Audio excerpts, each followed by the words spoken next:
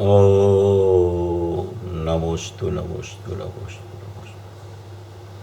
प्रणामो लोये शौत्रिकाळवर्ती अर्हन्ताणं। प्रणामो लोये शौत्रिकाळवर्ती सिद्धाणं। प्रणामो लोये शौत्रिकाळवर्ती आयर्याणं। प्रणामो लोये शौत्रिकाळवर्ती उवच्चायणं। प्रणामो लोये शौत्रिकाळवर्ती शवशावणम्। ओंकार बिंदु संयुक्तं नित्यं ध्यायन्ति योगिनः। कामदं मोक्षदं चैव ओंकाराय नमो नमः। मंगलम भगवान वीरो मंगलम गौतमो गणी। मंगलम कुंदकुंदार्यो जैनधर्मोस्तु मंगलम। सर्वमंगल मांगल्यम सर्वकल्याणकारकम। प्रधानम सर्वधर्माणं जैनम जयतु शासनम। नमः समयसाराय स्वानुभूत्या चकाशते। चित्स्वभावाय भावाय सर्वभावांतरच्छिदे। एगो में शाश्वत अप्पा ज्ञान दर्शन लखणो। शेषा में बाहिरा भावा सवे संयोग लखणा। मारो सुशाश्वत एक दर्शन ज्ञान लक्षण जीव छे। बाकी बधा संयोग लक्षण भाव मुझथी बाह्य छे। हूँ एक शुद्ध सदा रूपी ज्ञान दर्शन मई करे। कई अन्य ते मारू जरी परमाणु मात्र नहीं हरे। जे जाणतो अरहंत ने गुणद्रव्य ने पर्यायपणे। ते जीव जाणे आत्म ने तसु मोह पामे लय करे। नहीं अप्रमत के प्रमत नहीं जे एक ज्ञायक भाव छे। ए रीत शुद्ध कथाए ने जे ज्ञात ते तो तेज छे। जम नेत्र तेमज ज्ञान नहीं कारक नहीं वेद करे। जाणे ज कर्मोदय निर्जरा बंध तेमज मोक्ष ने। ध्रुवचल ने अनुपम गति पामेल सर्वेशित ने। वंदी कहु श्रुत केवड़ी कथिता समय प्राप्त हो। तु स्थाप निज ने मोक्ष पंथे। ध्यानुभव तेह ने। तेमाज नित्य विहार कर। नहीं विहर पर द्रव्यो विषय। ओम श्री नमः सिद्धेभ्य नमः सिद्धेभ्य नमः सिद्धेभ्य। योगिंदु देव द्वारा रचायेलू आ परमात्मा प्रकाश ग्रंथ है। 1300 वर्ष पहला आ शास्त्रनी रचना थई है। अने 1300 वर्ष पहला ज्यारे रचना थई त्यारे योगिंदु देवे एम कीधुं कि आत्मा नहीं जन्मतो, नहीं मरतो, नहीं बंध ने करतो, नहीं मोक्ष ने करतो। जेवो छे तेवो आत्मा छे तेवुं निरूपण अहींया करवामां आवे छे। एवी एक सुंदर चर्चा अहींया परमात्मा प्रकाशनी 68 गाथा में करवामां आवेली छे। तेना उपर आपणो स्वाध्याय पूज्य गुरुदेव श्रीना प्रवचन उपर परमात्मा प्रकाश अक्षरस प्रवचन भाग 2 उपर आपणो स्वाध्याय चाली रह्यो छे। तेमां आपणे पेज नंबर 190 थी 190 में 1-2 पेरेग्राफ जोया छे। त्यारथी आपणे विषय चालू थाय छे। आखो विषय जे 68मी गाथानो छे तेमां आखी शुद्धात्मानी चर्चा बताववामां आवी छे। त्रिकाળી द्रव्य सिद्ध करवामां आव्युं छे कि त्रिकाળી द्रव्यमां ना तो कोई उत्पाद छे ना तो कोई व्यय छे। एटले के जन्म मरणथी रहित छे एटले उत्पाद व्ययथी रहित छे। बंधमोक्षथी रहित छे एटले कोईपण प्रकारना परिणाम जे प्रगट थाय छे प्रत्येक समये एवा कोईपण प्रकारना परिणामों त्रिकाળી द्रव्यमां विद्यमान नथी। एवुं एक शाश्वत त्रिकाળી द्रव्य ध्रुव चैतन्य स्वभाव छे तेनी चर्चा आखी आमां करवामां आवी छे। घणा विषयो आपणे पूज्य गुरुदेव श्रीना प्रवचनोमां सांभळेला होय अने ए पूज्य गुरुदेव श्रीना प्रवचनोमां घणी चर्चाओ पण आवती होय अने ए चर्चामां घणुं स्वरूप खोयलुं होय एमणे। कारण के पूज्य गुरुदेव श्रीनी शैली द्रव्य अने पर्यायनुं पूरुं स्वरूप खोलवानी छे। एटले ते बधी वात पूज्य गुरुदेव श्री खोले। हवे अहींया जे आ गाथा छे एमां आखो दृष्टिनो विषय बतावो छे। एमां सर्व प्रकारे पर्यायनी नास्ती दृष्टिना विषयमां बतावे छे कि त्रिकाળી द्रव्य एवुं छे जे दृष्टिनो विषय छे। उपादेयभूत तत्व छे। एमां कोईपण प्रकारना पर्याय भेदो नथी। कोईपण प्रकारना बंधमोक्ष नथी। કોઈ પણ પ્રકારનું ઉત્પાદ વ્યયનું પરિણમન નથી. એટલે કે પરિણમન જે ચીજ છે એ પરિણમનમાં પરિણમનની અપેક્ષા એ છે, અને ત્રિકાળી દ્રવ્ય અપરિણામી ચીજ છે એ અપરિણામી તરીકે શાશ્વતપણે રહેલી છે. પ્રત્યેક સમયે પર્યાયો પ્રગટ થયા કરે છે. પ્રગટ થઈ, વ્યય થઈ, પાછી અંદર ચાલી જાય છે. પાછી એ પર્યાય ચાલી ગઈ, બીજી પર્યાય નવી ઉત્પાદ થાય છે. પાછી એ ઉત્પાદ થઈ, ક્રિયા કરી, પરિણમન કરી, વ્યય થઈ અને અંદર ચાલી જાય છે. અને ત્રિકાળી દ્રવ્ય એવું ને એવું સદાય સદૃશ રહે છે. પર્યાયો વિસદૃશપણે પ્રગટ થાય છે. એ સમયે ત્રિકાળી દ્રવ્ય એવું ને એવું વિદ્યમાન હોય છે. એવી કોઈ ચર્ચા અહીંયા આખી આ પરમાત્મા પ્રકાશની 68 નંબરની ગાથામાં પૂજ્ય ગુરુદેવશ્રીના પ્રવચન દ્વારા કરવામાં આવી છે. એટલો બધો સુંદર વિષય છે અને એટલો બધો દૃષ્ટિનો વિષય સુરક્ષિત રહી ગયો છે. એ પૂજ્ય ગુરુદેવશ્રી સિદ્ધ કરે છે કે તારા દ્રવ્યમાં કાંઈ થયું નથી, તારી વસ્તુ એવી છે કે એમાં કોઈ પર્યાયો જ નથી.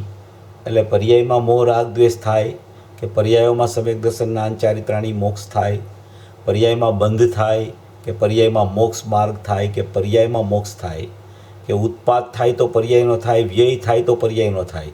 દ્રવ્ય એવું ને એવું સદાય રહે. એટલી બધી પરમ નિરપેક્ષતા ત્રિકાળી દ્રવ્યની આ આખા પ્રવચનમાં પૂજ્ય ગુરુદેવ શ્રી સિદ્ધ કરે છે. 68મી ગાથા એટલે આખો જૈન દર્શનનો ચેતના સ્વરૂપી ભગવાન આત્મા બતાવનારી ગાથા છે. આખી ધ્રુવ સત્તા બતાવનારી ગાથા છે. આખું ત્રિકાળ સતપણું પોતાનું અંદરમાં વિદ્યમાન છે તેને બતાવનારી ગાથા છે. આમાં બધી જેટલા આપણે બોલ વાંચશું પૂજ્ય ગુરુદેવ શ્રીના પ્રવચનમાંથી, એમાં દ્રવ્ય પર્યાયની ભિન્નતાની ચર્ચા જ આવ્યા કરશે. એટલે એક વસ્તુ ખાસ સમજવા જેવી છે કે દ્રવ્ય શાશ્વત ધ્રુવ વસ્તુ છે અને પર્યાય પરિણમતી હોય છે. પરિણમનમાં હોય છે અપરિણામી તત્વ, અપરિણામી તત્વમાં હોય છે. બેયને એકબીજા સાથે સંબંધ થતો જ નથી. જ્યારે સંબંધથી જોવાની ચર્ચા કરવામાં આવે ત્યારે પ્રમાણના દ્રવ્યની ચર્ચા હોય છે, અને જ્યારે નિશ્ચયના દ્રવ્યની ચર્ચા કરવામાં આવે ત્યારે પર્યાય સાથે કોઈ પણ પ્રકારનો સંબંધ તેને હોતો નથી. નૈચક્રમાં એક ચર્ચા આવી છે કે પ્રમાણ પૂજ્ય શા માટે નથી, એવો પ્રશ્ન ઉઠાવ્યો છે કે પ્રમાણનો વિષય તો દ્રવ્ય અને પર્યાય બે છે, તો પ્રમાણ પૂજ્ય શા માટે ન કહેવાય?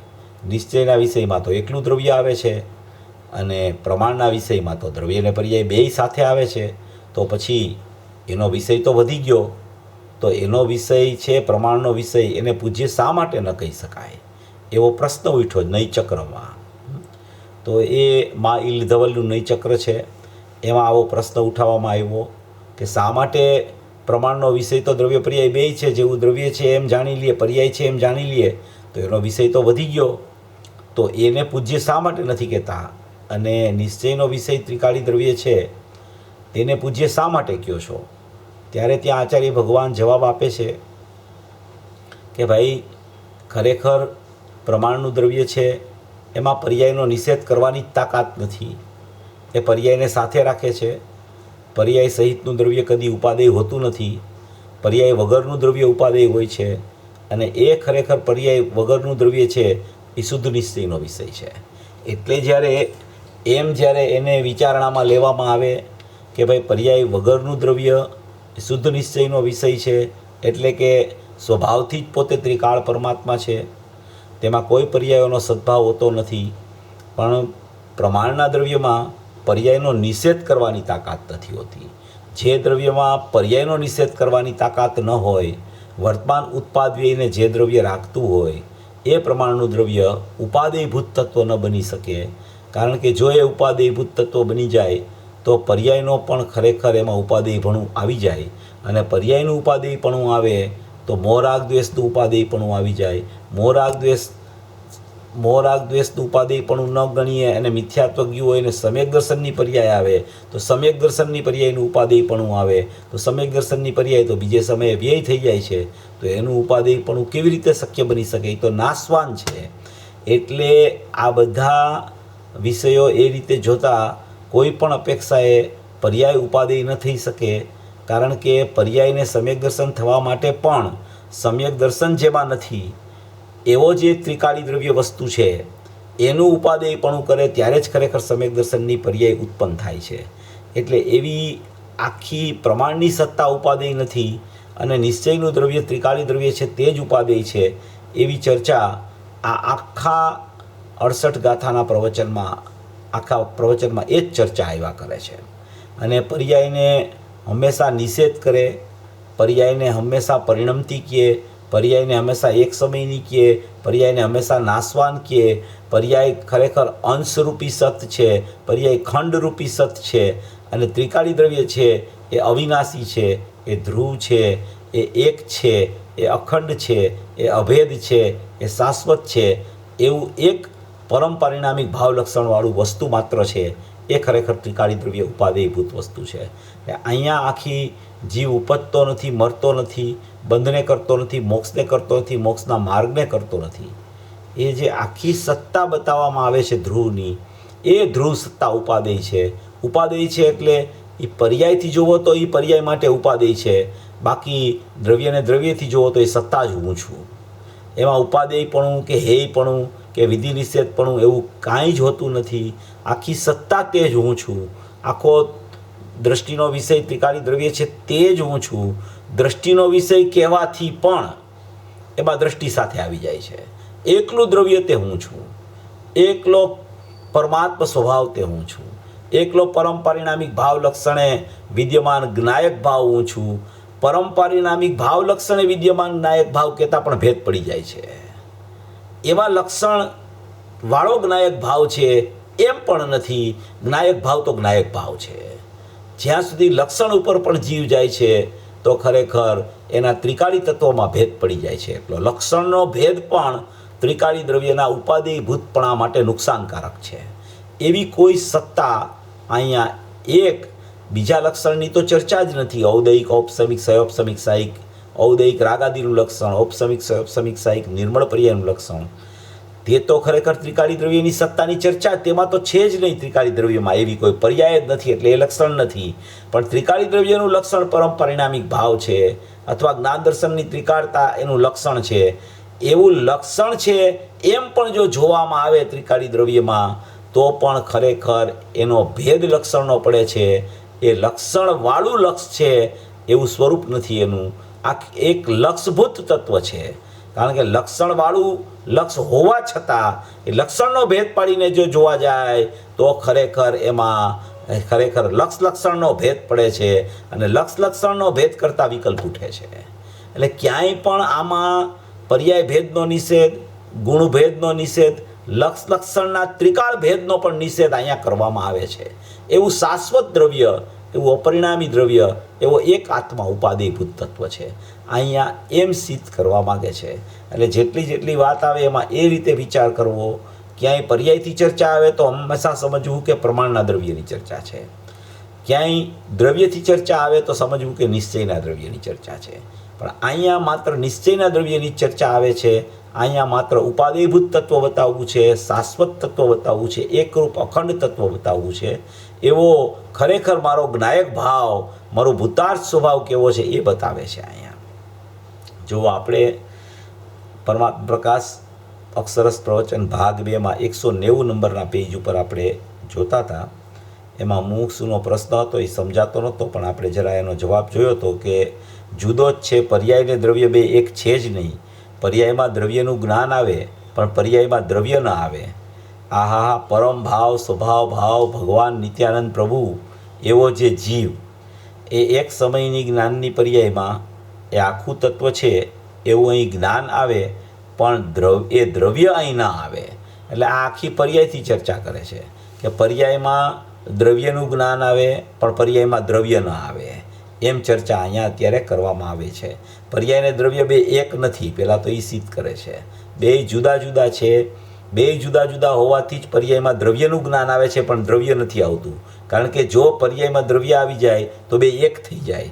માટે છે બે જુદા જુદા, બેના લક્ષણો જુદા જુદા છે. પર્યાયનું લક્ષણ જુદું, દ્રવ્યનું લક્ષણ જુદું. એક ધર્મ છે, બીજો ધર્મી છે. એક અંશ છે, બીજો અંશી છે. એક ઉત્પાદ વ્યય છે, એક ધ્રુવ છે, એટલે બે પોતપોતાથી સ્વતંત્ર પોતાની સત્તા ધરાવે છે, એકબીજા સાથે સંબંધ થતો નથી. છતાં એમ કહે છે કે પર્યાયમાં દ્રવ્યનું જ્ઞાન આવે. પર્યાયમાં દ્રવ્યનું જ્ઞાન આવે એનો અર્થ એમ છે કે પર્યાય પોતાનું પર્યાયપણું છોડી દે અને પર્યાયમાં દ્રવ્યપણું આવી જાય કે હું દ્રવ્ય જ છું, એને એમ કહેવામાં આવે કે પર્યાયમાં દ્રવ્યનું જ્ઞાન આવે. એ એક સમયની જ્ઞાનની પર્યાયમાં એ આખું તત્વ છે એવું અહીં જ્ઞાન આવે, પણ એ દ્રવ્ય અહીં ન આવે. જુઓ વિતરાગ માર્ગની બલિહારી, એક સમયની પર્યાયમાં લોકાલોકનું જ્ઞાન આવે, લોકાલોક ન આવે. જો પહેલાં જ્ઞાનની પર્યાયમાં ત્રિકાળી દ્રવ્યની વાત ચર્ચા કરી કે ત્રિકાળી દ્રવ્ય પર્યાયમાં ન આવે, પછી એ જ પર્યાયમાં બાહ્ય લોકાલોક છે એનું પણ જ્ઞાન આવે. એટલે એક જ્ઞાનની પર્યાય સ્વપર પ્રકાશક છે તો સ્વનું પણ જ્ઞાન એમાં આવે, પર લોકાલોકનું પણ જ્ઞાન એમાં આવે. પણ એ જ્ઞાન આવતા કોઈ દ્રવ્ય આવી જાય એમાં કે કોઈ લોકાલોક એમાં આવી જાય એવું કદી બની શકે નહીં. એમ અહીંયા આખી વ્યવસ્થા સિદ્ધ કરવા માગે છે. લોકાલોકનું જ્ઞાન આવે એક સમયની પર્યાયમાં, લોકાલોક ન આવે. એક પર્યાયમાં આખું દ્રવ્યનું જ્ઞાન આવે, આવી ચીજ છે એવું જ્ઞાન આવે, પણ વસ્તુ ન આવે. જો વસ્તુ કહે છે આવી ચીજ છે એવું જ્ઞાન આવે, પણ આખી વસ્તુ જે છે ત્રિકાળી દ્રવ્ય એ પર્યાયમાં ન આવે. એવી એક સત્તા અહીંયા સિદ્ધ કરે છે. અરે આવું માર્ગનું તત્વ છે ભાઈ. તું રાગની એકતામાં ભીડાઈ ગયો પ્રભુ, તું રાગની એકતામાં ભીડાઈ ગયો. રાગની એકતામાં ભીડાઈ ગયો, એ કોણ ભીડાઈ ગયું? તો કે એ પર્યાય ભીડાઈ ગઈ છે. દ્રવ્ય ક્યાંય ભીડાતું નથી. દ્રવ્ય તો પર્યાયમાં આવતું જ નથી. રાગમાં ક્યાંથી આવે? એ પર્યાયમાં નથી આવતું તો રાગ તો ઘણો દૂર છે. તું રાગની એકતામાં ભીડાઈ ગયો પ્રભુ, ભીષમાં આવી ગયો છે. શું કહે છે? તું રાગની એકતામાં ભીડાઈ ગયો પ્રભુ, ભીષમાં આવી ગયો છો. પછી કહે છે કે પર્યાય ભીષમાં આવી છે. ઓ પર્યાય ભીષમાં આવી છે. એટલે પર્યાયને જુદી રાખે છે, દ્રવ્યને જુદું રાખે છે. કારણ કે બે જુદા છે. જુદા રાખે છે એમ નહીં, એ જુદા છે એટલે જુદા કરીને એનું પ્રતિપાદન સિદ્ધ કરે છે. દ્રવ્ય તો દ્રવ્ય રૂપે સદાય એકરૂપ રહ્યું છે. એ રાગની ભીષમાં આવતું નથી, એ મોક્ષ માર્ગની પર્યાયમાં પણ આવતું નથી. રાગની ભીડમાંથી ભીષથી છૂટ્યો તો એ પર્યાયમાં દ્રવ્ય નથી આવતું. ક્યારેય પણ રાગની ભીષમાંથી છૂટી ગયો તો પણ એ પર્યાયમાં દ્રવ્ય ખરેખર આવતું નથી. પર્યાયમાં રાગની ભીડમાંથી ભીષથી છૂટ્યો તો એ પર્યાયમાં પણ દ્રવ્ય નથી આવતું. એટલે કે જે પર્યાયમાં રાગ નથી, જે પર્યાય નિર્મળ થઈ ગઈ છે, એ પર્યાયમાં પણ દ્રવ્ય ખરેખર આવતું નથી. એમ અહીંયા સિદ્ધ કરવા માગે છે. આવી ચીજ છે ક્યાં છે બાપુ? આહા જીનવર ત્રિલોકનાથ, એમાં એ દિગંબર ધર્મ, એ સનાતન જૈન દર્શન. આહા પર્યાય વગરનું દ્રવ્ય તો. હવે શ્રોતા પ્રશ્ન પૂછે છે કે પર્યાય વગરનું તો કોઈ દ્રવ્ય હોય નહીં. દ્રવ્ય પર્યાય સાથે જ હોય, દ્રવ્યવાળું પર્યાયવાળું જ દ્રવ્ય હોય. તો તમે એમ કેવી રીતે કહો છો કે પર્યાય વગરનું જ દ્રવ્ય હોય? અમે તો એવું સાંભળ્યું છે કે પર્યાય રહિત દ્રવ્ય ન હોય ને દ્રવ્ય રહિત પર્યાય ન હોય. પંચાસ્તિકાયમાં આવે છે કે પર્યાયથી જુદું કોઈ દ્રવ્ય નથી અને એવું કોઈ દ્રવ્ય નથી કે જે પર્યાયથી જુદું હોય. એવું પંચાસ્તિકાયમાં અમે સાંભળ્યું છે, તમારા મુખે જ સાંભળ્યું છે, તમારા શ્રી મુખે, પૂજ્ય ગુરુદેવ શ્રીના શ્રી મુખે પંચાસ્તિકાયમાં અમે સાંભળ્યું છે.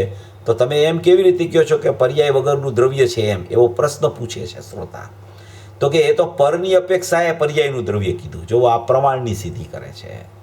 એ પર એમાં નથી, એ અપેક્ષાએ પર્યાયનું દ્રવ્ય એને કહેવામાં આવે, પર્યાયવાળું દ્રવ્ય કહેવામાં આવે. સ્વની અપેક્ષાએ પર્યાય વિનાનું દ્રવ્ય છે. સ્વની અપેક્ષાએ જોવો, ત્રિકાળી દ્રવ્યની અપેક્ષાએ જોવો તો તેમાં કોઈ પર્યાયો છે જ નહીં. એટલે કે પર્યાય વિનાનું દ્રવ્ય છે. બે છે કે નહીં? એક છે. બે છે કે નહીં કે એક છે? તો કે પર્યાય ને દ્રવ્ય બે વાચક છે ને. વાચક છે પર્યાય ને દ્રવ્ય, એટલે એક પર્યાય વાચક કીધી અને એક દ્રવ્ય વાચક કીધું. એટલે બે શબ્દ આવ્યા વાચકના કે પર્યાય અને દ્રવ્ય. તો બે દ્રવ્ય આવ્યા તો બે વાચક પણ આવ્યા, પર્યાય અને દ્રવ્ય. તો બે વસ્તુ દ્રવ્ય અને પર્યાય જુદી જુદી થઈ ગઈ. એમ અહીંયા કહેવા માગે છે. જો આ છે ને અંદરમાં બેસાડવું પડશે. જેને સમ્યક દર્શનની પ્રાપ્તિ કરવી હોય, જેને મોક્ષ માર્ગમાં પ્રયાણ કરવું હોય, એને પર્યાય અને દ્રવ્ય બે વસ્તુ જુદી જુદી પૃથક છે એણે ખરેખર એના જ્ઞાન શ્રદ્ધામાં બેસાડવું પડશે. એ જ્યાં સુધી નહીં બેસાડે ત્યાં સુધી દ્રષ્ટિના વિષય ઉપર દ્રષ્ટિ નહીં જાય. ત્યાં સુધી એ પ્રમાણને સાથે જ રાખ્યા કરશે, દ્રવ્ય પર્યાયને સાથે જ રાખ્યા કરશે. પર્યાય દ્રવ્યથી જુદી છે અને દ્રવ્ય એકરૂપ અખંડ ત્રિકાળ ચૈતન્ય સ્વરૂપી છે, એમ જો એને ખ્યાલ નહીં આવે તો ખરેખર પર્યાયનું લક્ષ નહીં છૂટે, અને પર્યાયનું લક્ષ નહીં છૂટે તો પર્યાય દ્રષ્ટિ રહ્યા કરશે, અને પર્યાય દ્રષ્ટિ રહેશે તો પર્યાય મુંડા પરસમયા, પર્યાય દ્રષ્ટિવાળો ખરેખર મિથ્યા દ્રષ્ટિ જીવ છે, દ્રવ્ય દ્રષ્ટિવાળો સમ્યક દ્રષ્ટિ છે, એ રીતે એ સમ્યક દર્શનની પ્રાપ્તિ નહીં કરી શકે. તો કે પર્યાય ને દ્રવ્ય બે, વાચક એક છે ને તો વાચ્ય બે છે, તો બે ભિન્ન ચીજ છે. વાચક છે ને બે, પર્યાય ને દ્રવ્ય, તો વાચ્ય તો બેયના ભિન્ન છે, કારણ કે પર્યાય છે એક સમયની છે, દ્રવ્ય છે એ ત્રિકાળ છે, ઓલું નાશવાન છે, ઓલી અવિનાશી છે, તો બે વાચ્ય છે તો બે ભિન્ન ચીજ છે. ખરેખર તો દ્રવ્ય પર્યાયને અડતું નથી, અડ્યું જ નથી ખરેખર દ્રવ્ય પર્યાયને.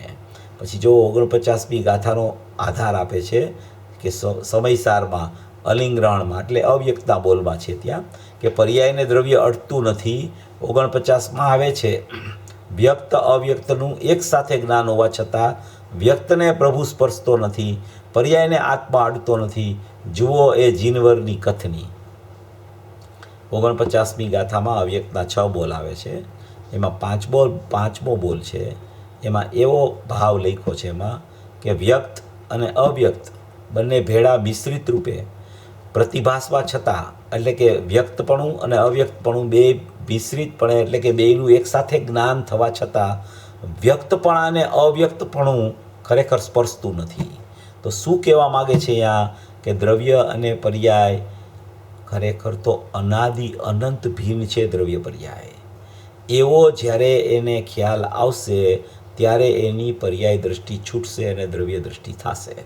જ્યાં સુધી એને ખરેખર પર્યાયનું રટણ, પર્યાયની પ્રીતિ, પર્યાયની જ સમજણ કર્યા કરવી એવો જ જો ભાવ ચાલ્યા કરશે તો ખરેખર દ્રવ્યનો મહિમા, દ્રવ્યની ઉપાદેયતા, દ્રવ્ય કેવું શાશ્વત સત છે એ ખરેખર એના ખ્યાલમાં નહીં આવે. આટલી વાત આચાર્ય ભગવાન કરી ગયા છે. અવ્યક્તના બોલમાં એમ કીધું કે વ્યક્ત પર્યાયને અવ્યક્તપણું સ્પર્શતું નથી. અલિંગ્રહણના 19મા બોલમાં એમ કીધું કે દ્રવ્ય પર્યાયને સ્પર્શતું નથી. 18મા બોલમાં એમ કીધું કે ગુણભેદ છે એને પણ દ્રવ્ય સ્પર્શતું નથી. 19મા બોલમાં એમ કીધું કે પર્યાયને દ્રવ્ય સ્પર્શતું નથી. અને 20મા બોલમાં એમ કીધું કે પર્યાય દ્રવ્યને સ્પર્શતી નથી. અલિંગ્રહણના બોલની વાત આવી. પ્રવચનસાર 172 ગાથા. અવ્યક્તના બોલ 49મી ગાથામાં એમ કીધું કે વ્યક્ત અને અવ્યક્તપણું ભેળા મિશ્રિત રૂપે પ્રતિભાસવા છતાં વ્યક્તપણાને અવ્યક્તપણું સ્પર્શતું નથી. બીજો આધાર. ત્રીજો આધાર નિયમસારની 38મી ગાથામાં એમ કીધું કે સાતેય તત્વોનો સમૂહ પર દ્રવ્ય છે. સાતેય તત્વોનો સમૂહ પર દ્રવ્ય છે. તો એમાં કઈ પર્યાય બાકી રહી? મોક્ષની પર્યાય આવી ગઈ, એને પર દ્રવ્ય કીધું. અને એકલો આત્મા ઉપાદેય છે. તો આત્મા ઉપાદેય છે એમાં 7 તત્વનો પર દ્રવ્ય કહીને એનો નિષેધ કરી દીધો. એ 38મી ગાથા નિયમસારનીમાં કીધું. નિયમસારની 50મી ગાથામાં તો પર્યાયને પર દ્રવ્ય, પર સ્વભાવને હેય કહી દીધી. આટલું બધું આચાર્ય ભગવાન કહેતા હોવા છતાં એની પર્યાયની પ્રીતિ, પર્યાયનું વલણ, પર્યાયની દ્રષ્ટિ છૂટતી નથી.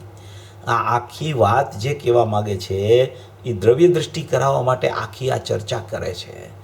એને આચાર્ય ભગવાને પોતાનું દ્રવ્ય જોઈ લીધું છે, ગુરુદેવે પોતાનું દ્રવ્ય જોઈ લીધું છે, અને એવું દ્રવ્ય જોયું છે કે જેમાં કોઈ પર્યાયો છે જ નહીં.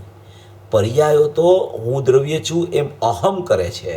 જો એ અહમ કરવાવાળી વસ્તુમાં પર્યાય હોય તો પર્યાયનું અહમ આવી જાય. એટલે એ વસ્તુમાં બિલકુલ પર્યાય નથી. અરે પર્યાય તો નથી, એમાં પર્યાયનું તો કોઈ પરિણામ એમાં છે જ નહીં. પણ ત્યાં સુધી પૂજ્ય ગુરુદેવ શ્રીએ તો કીધું છે કે પર્યાયનું દ્રવ્ય જુદું, પર્યાયનું દ્રવ્ય પર્યાયનું દ્રવ્ય જુદું, પર્યાયનું ક્ષેત્ર જુદું, પર્યાયનો કાળ જુદો અને પર્યાયનો ભાવ જુદો. દ્રવ્યનું દ્રવ્ય જુદું, દ્રવ્યનું ક્ષેત્ર જુદું, દ્રવ્યનો કાળ જુદો, દ્રવ્યનો ભાવ જુદો. 320 ગાથામાં આવે છે આ વાત. પ્રવચન નવનીતમાં છે, ખાસ પ્રવચન પૂજ્ય ગુરુદેવશ્રીએ કહી રહ્યા. એમાં 252 કળશ લઈ અને બીજી ચર્ચા પણ એમાં કરી છે. જો હું તમને બતાવું, ખ્યાલ આવશે. થોડું આ વિષય થોડો સમજવા જેવો છે, બહુ સુંદર વિષય છે. જો પ્રવચન નવનીત પહેલો ભાગ છે, એનું 283 નંબરનું પેજ છે. એ 283 નંબરના પેજમાં પ્રવચન નવનીતમાં પૂજ્ય ગુરુદેવ શ્રી ફરમાવે છે બીજા પેરેગ્રાફમાં નિશ્ચયથી તો ત્યાં સુધી કહ્યું છે. આ નિશ્ચયની વાત છે, આ પ્રમાણની વાત નથી, આ વ્યવહારની વાત નથી, આ ત્રિકાળી સત્તાની વાત છે, એટલે નિશ્ચયની વાત છે. જો શું કહે છે, નિશ્ચયથી તો ત્યાં સુધી કહ્યું છે ચિદવિલાસમાં. ચિદવિલાસ દીપચંદજીએ લખેલું છે. ચિદવિલાસમાં કે એ પર્યાયનું દ્રવ્ય ભિન્ન, ક્ષેત્ર ભિન્ન, કાળ ભિન્ન અને ભાવ ભિન્ન.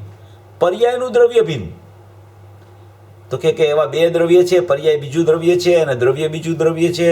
તો કે બે દ્રવ્ય નથી, દ્રવ્ય તો એક જીવ દ્રવ્ય જ છે, પણ જીવ દ્રવ્યમાં એક પર્યાયની સત્તા જુદી છે અને એક ત્રિકાળી દ્રવ્યની સત્તા જુદી છે. બે સત્તા જુદી જુદી સિદ્ધ કરે છે, કારણ કે બે સત્તામાં એકમાં પરિણમન છે ને એક અપરિણામી પણ રહીએ છે.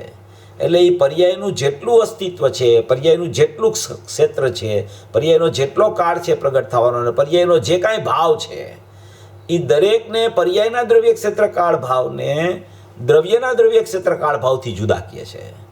દ્રવ્ય નિર્વિકલ્પ વસ્તુ દ્રવ્ય, દ્રવ્યનું ક્ષેત્ર અસંખ્ય પ્રદેશી, દ્રવ્યનો કાળ એનો ત્રિકાળ અનાદિ અનંત, અને દ્રવ્યનો ભાવ અનંત ગુણ. અને પર્યાય પોતે એક પોતાનું દ્રવ્ય, પર્યાય વસ્તુ માત્ર, એ પોતે પોતાનું એક દ્રવ્ય. પર્યાયનું ક્ષેત્ર એ પર્યાય જેટલામાં વ્યાપક હોય એ પર્યાયનું ક્ષેત્ર. પર્યાયનો કાળ તો કે એક સમયનો.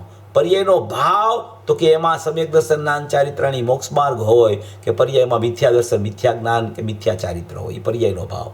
તો આવી રીતે પર્યાયનું દ્રવ્ય ક્ષેત્ર કાળ ભાવ જુદા, દ્રવ્યના દ્રવ્ય ક્ષેત્ર કાળ ભાવ જુદા. જો કે છે નિશ્ચયથી તો ત્યાં સુધી કહ્યું છે ચિદવિલાસમાં કે પર્યાયનું દ્રવ્ય ભિન્ન, ક્ષેત્ર ભિન્ન, કાળ ભિન્ન, ભાવ ભિન્ન. શું કહ્યું અહીં? વિકારી પર્યાયની તો વાત જ નથી. જો વિકારી પર્યાયને તો કાઢી નાખે છે પહેલાં, કે વિકારી પર્યાયની તો ચર્ચા જ નથી.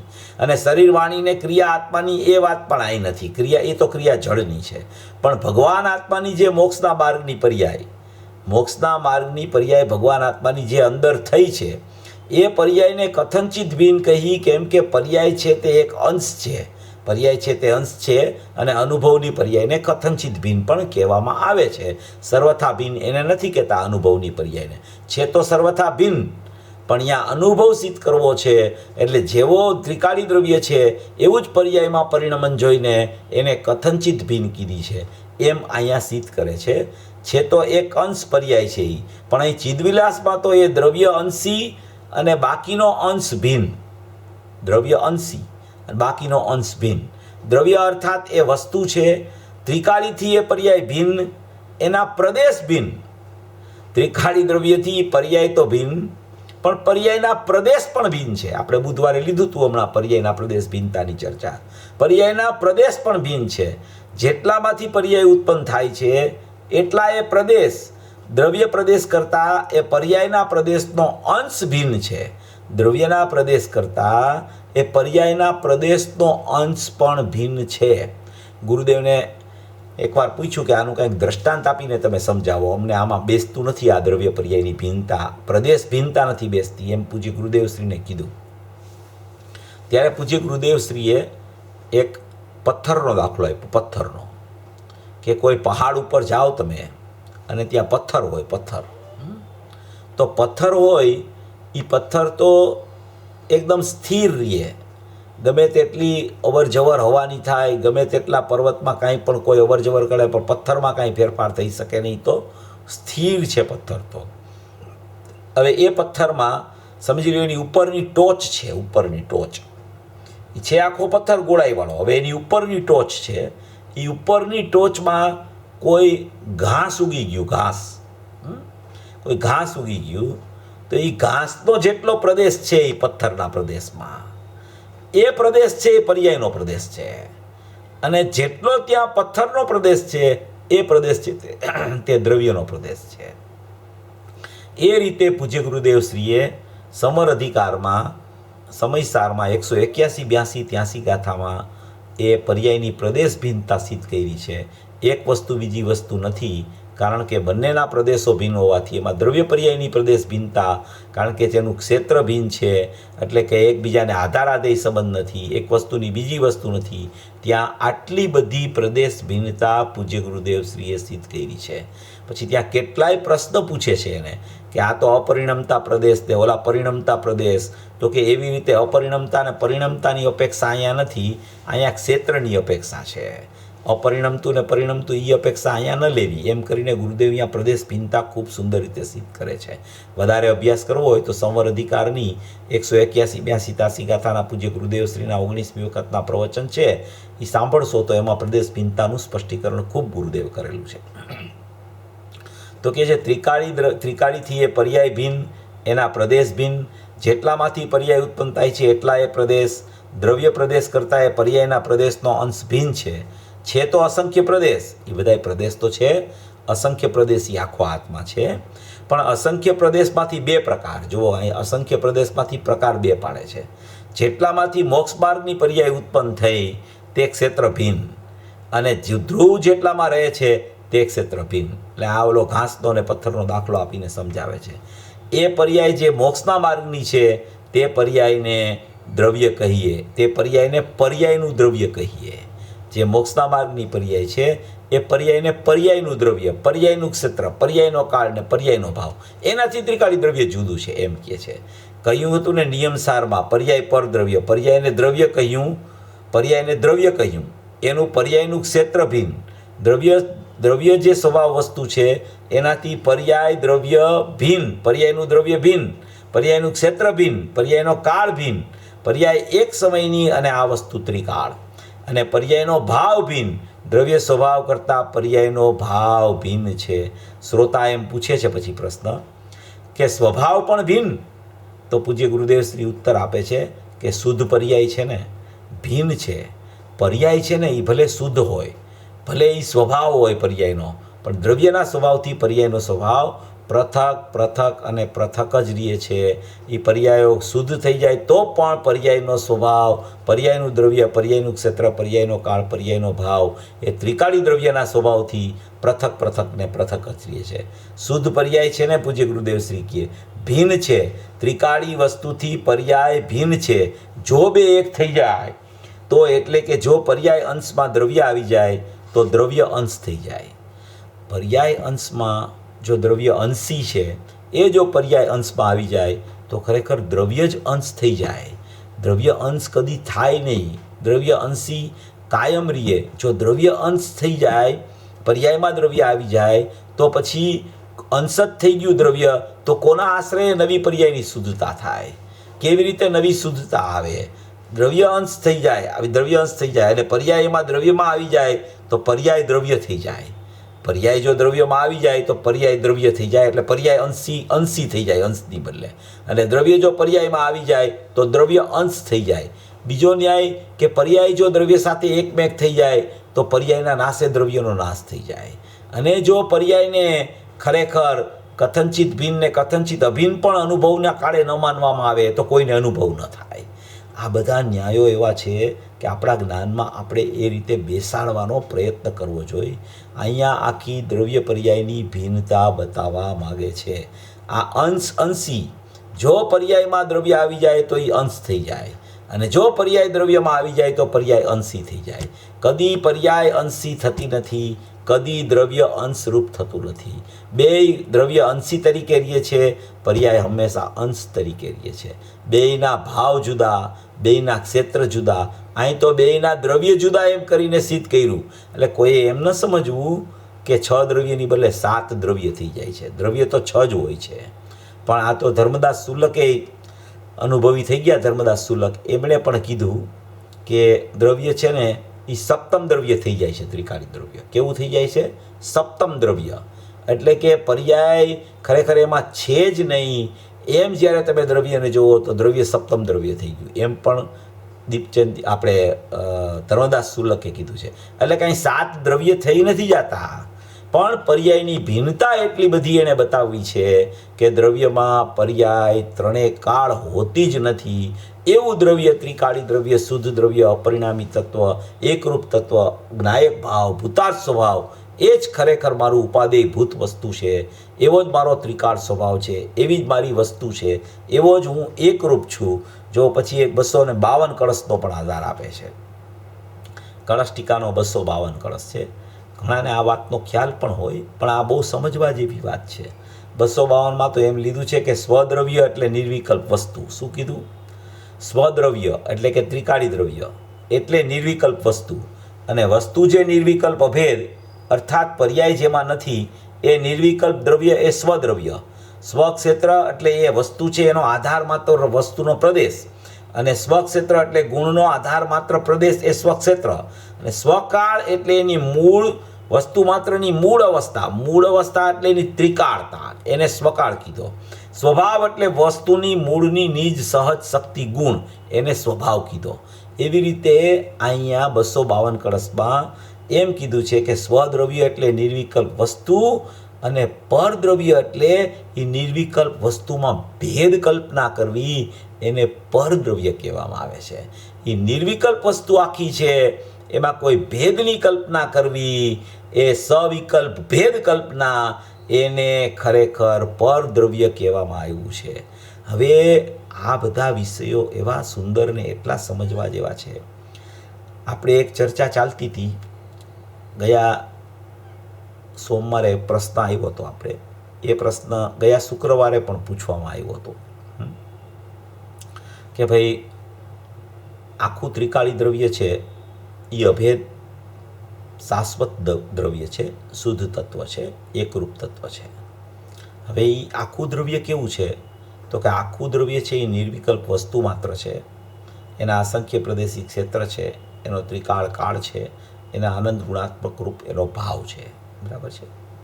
તો કે એ તો આખું ત્રિકાળ સામાન્ય ધ્રુવ તત્વ છે. હવે એ સામાન્ય ધ્રુવ તત્વની સાથે એની એક વિશેષ ધ્રુવ કારણસૂત પર્યાય પણ એ વિશેષ ધ્રુવ તરીકે એમાં એની સાથે રહેલી હોય છે. સાથે રહેલી હોય છે એટલે એ ધ્રુવ સામાન્ય અને ધ્રુવ વિશેષ બે થઈને એક આખો દ્રષ્ટિનો વિષય બને છે. પૂજ્ય ગુરુદેવશ્રીએ આખું સ્વરૂપ આનું સિદ્ધ કર્યું છે. આપણે કારણસૂત પર્યાયની ચર્ચા નથી કરવાની. કારણસૂત પર્યાય તો એ દ્રવ્ય જ છે, એ ત્રિકાળ છે, એ તો શુદ્ધ જ છે. ધ્રુવ સામાન્યને શુદ્ધ કયો કે ધ્રુવ વિશેષને શુદ્ધ કયો, બે એકરૂપ શુદ્ધ છે. અંદરમાં કોઈ એવા ધ્રુવ સામાન્ય અને ધ્રુવ વિશેષ એવા દ્રષ્ટિના વિષયમાં ભેદ નથી. જો ભેદ હોય તો દ્રષ્ટિના વિષય ઉપર કોઈ દ્રષ્ટિ જ ન કરી શકે. એટલે એવા ભેદ નથી, ભેદ દ્વારા સમજાવવાનો વ્યવહાર છે. એવી એક આખી સત્તા ત્રિકાળી દ્રવ્યની છે, અને એક સત્તા બીજી છે. એ બીજી સત્તા જ્યાં ઉત્પાદવયનું પરિણમન ચાલી રહ્યું છે, એ વર્તમાન પર્યાયની સત્તા છે. તો હવે આમાં આખી ગુણથી ચર્ચા આપણે સમજવાની છે. આપણે ગયા વખતે જોતા હતા કે ભાઈ એ ગુણથી આખી ચર્ચા છે. એમાં તો ગુણની ચર્ચા જ્યારે આપણે કરવી હોય ત્યારે એ એક જ ગુણ છે, અને એ ગુણમાં જ ખરેખર આ રીતે ત્રિકાળી દ્રવ્યમાં પર્યાયોનું અવરજવરપણું પણ ત્યાંથી થાય છે. અને ખરેખર જોવો તો કારણસૂત પર્યાય એમાં શુદ્ધ રૂપે પડેલી છે. હવે અહીંયા પણ જોવો એક એનો આધાર છે. હું 193 નંબરનું પેજ છે, આ 68મી ગાથા આપણી પરમાત્મ પ્રકાશની ચાલે છે, એમાં જ 193 નંબરનું પેજ કાઢજો. એમાં આખી સત્તા સિદ્ધ કરી છે. પૂજ્ય ગુરુદેવ શ્રીએ જ અહીંયા સિદ્ધ કર્યું છે. આપણો જે પ્રશ્ન છે ને એનો આમાં જવાબ છે, એ હું વાંચી સંભળાવું છું આપને. આ ત્રીજા પેરેગ્રાફમાં છે.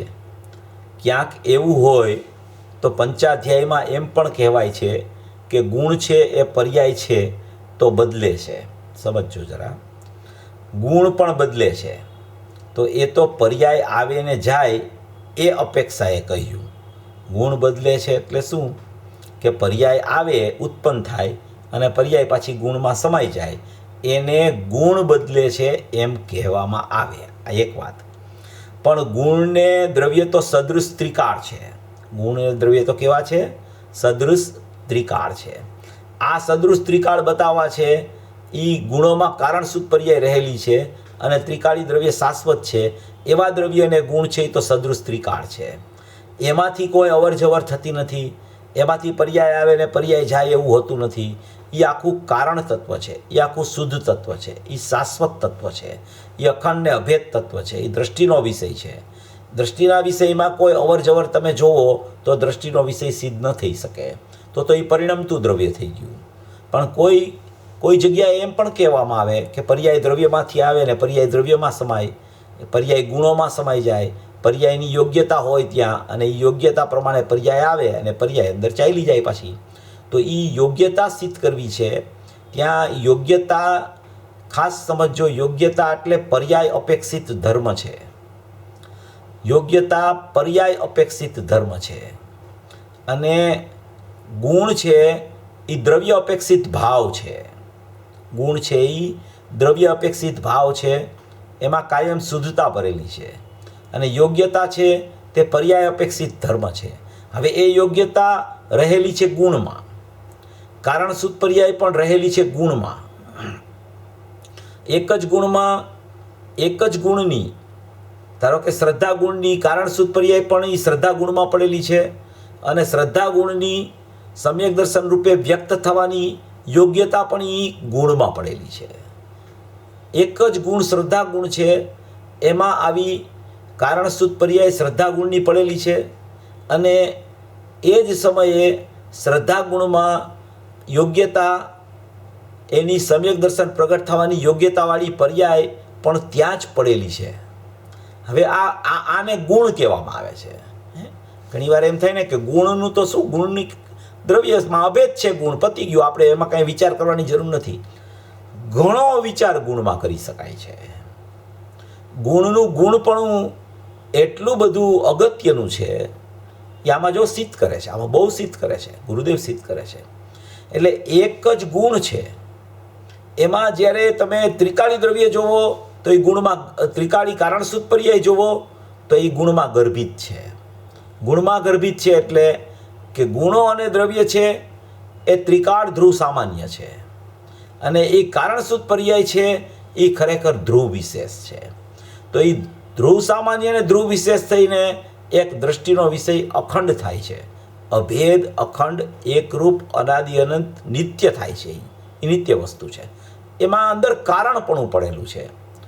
જે શ્રદ્ધાની પર્યાય, શ્રદ્ધાનો ગુણ હમણાં આપણે જોયો, એ શ્રદ્ધાના ગુણમાં શ્રદ્ધાની કારણ શુદ્ધ પર્યાય છે, અને એ શ્રદ્ધાના ગુણમાં જ યોગ્યતા રૂપ અંશ પણ શ્રદ્ધાની સમ્યક પ્રગટ થવાનો ત્યાં પડ્યો છે.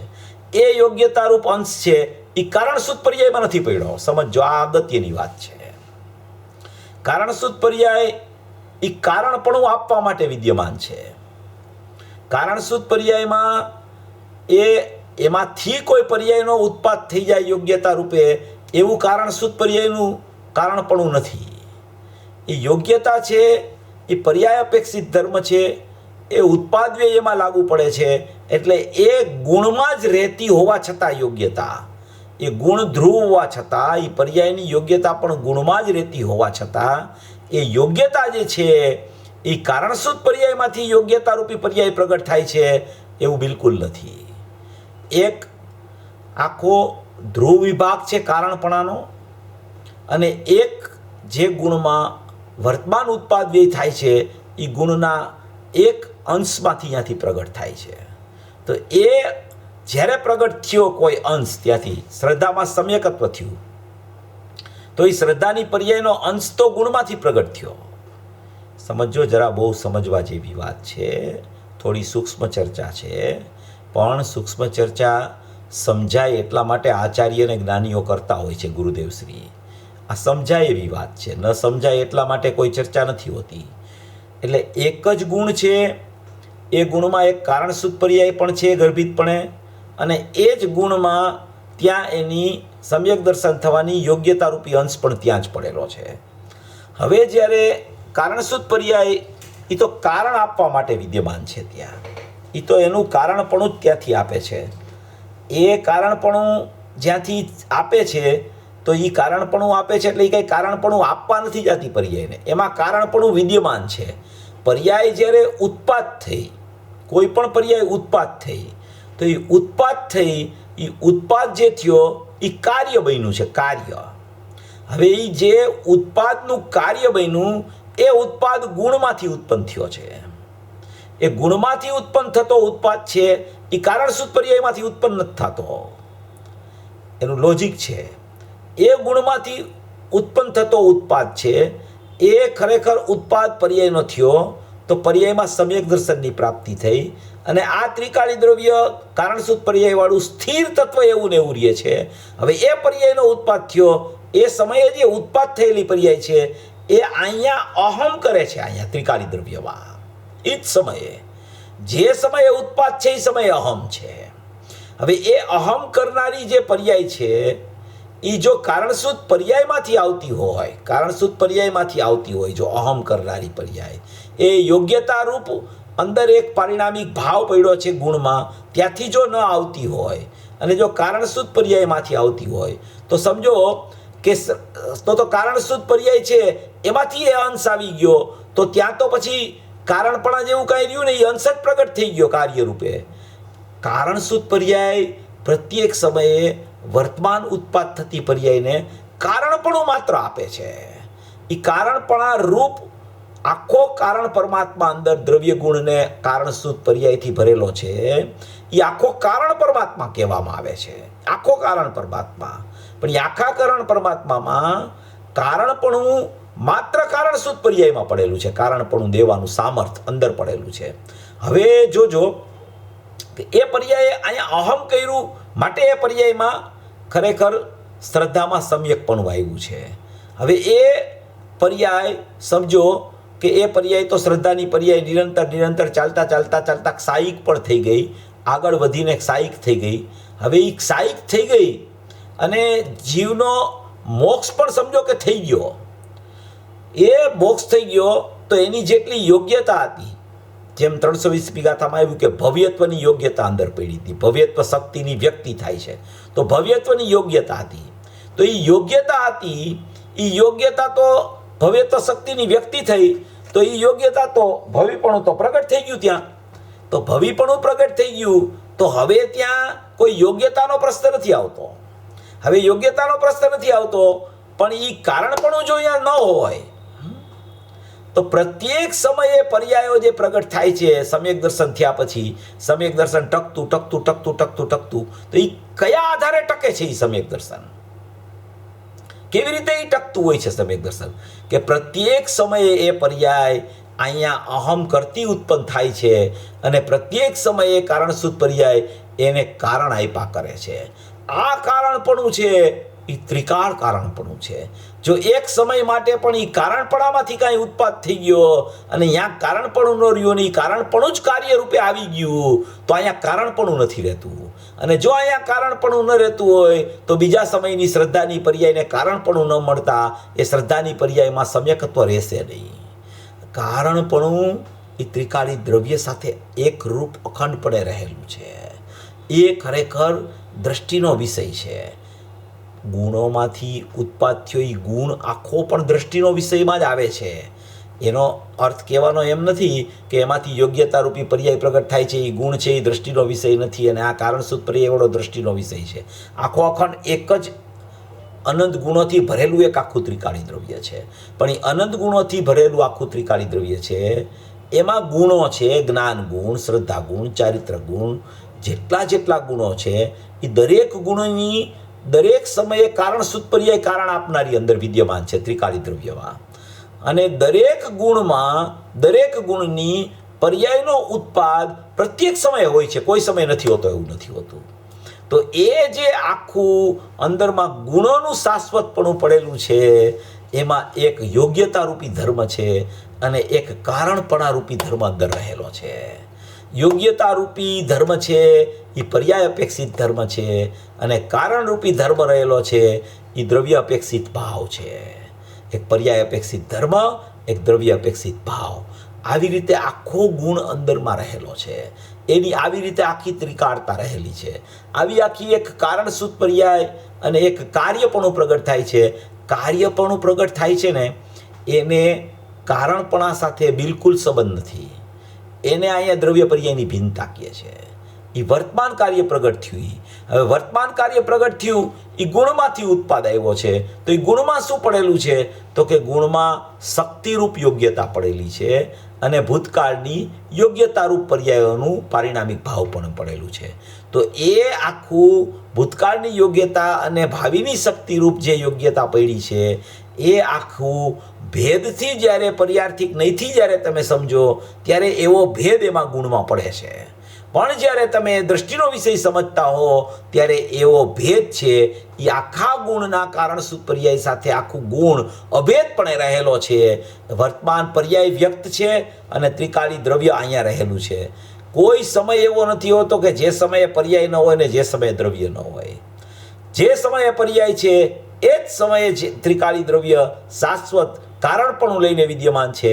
એટલે કોઈ પણ પર્યાય છે એ હું આ દ્રવ્ય છું એમ અહમ કરે છે ત્યાં જ અહીંથી એને કારણપણું મળી જાય છે અને કારણપણું મળે છે અને કાર્યની શુદ્ધતા આવી જાય છે. કારણપણું મળે છે એટલે દ્રવ્ય કોઈ લેવા દેવાનો વ્યવહાર પર્યાય કરે છે એવું બિલકુલ નથી. અહીંયા કાર્ય પ્રગટ થયું શુદ્ધરૂપે એટલે અહીંયા કારણશુદ્ધ પર્યાયે કારણપણું આપ્યું એમ કહેવામાં આવે છે. આપ્યું એટલે એ આપતું કે આ લે છે એવું નથી. અહીંયા એની યોગ્યતાથી શુદ્ધતા પ્રગટ થાય છે અને એ શુદ્ધતા પ્રગટ થાય છે ત્યારે એનું લક્ષ અહીંયા ત્રિકાળી દ્રવ્ય ઉપર હોય છે. તો ત્રિકાળી દ્રવ્ય ઉપર લક્ષ હોય છે એટલે એમ કહેવામાં આવે કે એમાંથી એને કારણપણું મળતા અહીંયા કાર્ય શુદ્ધ પર્યાય પ્રગટ થઈ. હવે એ કારણપણું મળતા એટલે એ કારણપણું તો નિત્યપણે વિદ્યમાન રહે છે. પહેલા સમયે શ્રદ્ધાગુણમાં, બીજા સમયે શ્રદ્ધાગુણની કારણશુદ્ધ પર્યાય, ત્રીજા સમયે શ્રદ્ધાગુણની કારણશુદ્ધ પર્યાય, ચોથા સમયે શ્રદ્ધાગુણની કારણશુદ્ધ પર્યાય. એ તો કારણશુદ્ધ પર્યાય વાળું આખું દ્રવ્ય ત્રિકાળ રહે છે, એમાં કારણપણું પડ્યું છે. પણ વર્તમાન પર્યાય જે પ્રગટ થાય છે એ તો કાર્યરૂપ છે. કાર્યરૂપ સત્તા જુદી, કાર્ય આવવાની સત્તા પણ અંદરમાં કારણશુદ્ધ પર્યાયમાંથી કાર્ય આવે છે એવું બિલકુલ નથી.